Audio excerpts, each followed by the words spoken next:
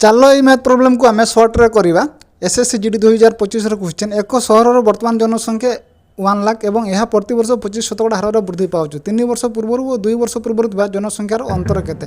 25% माने आमर 4 रु 1 बढ़ुचु माने 4 यूनिट रु 5 यूनिट हो जाऊँ प्रतिवर्ष ताहले 3 वर्ष सेमती बढ़ी तेणु 64टा आमर 125 हो जाए 125 यूनिट्र भैल्यू आमको दी जाए जोटा हूँ आमर बर्तमान जनसंख्या तो 125 यूनिट्र भैल्यू आमर अच्छी 1 लाख तो 1 यूनिट्र भैल्यू काटा तो प्रथम 25 काटा 25 पंचांग 125 25 चौ 100 ताहले 5 यूनिट्र भैल्यू आमर आसला 4000 1 यूनिट्र भैल्यू काटा आम 5 के 5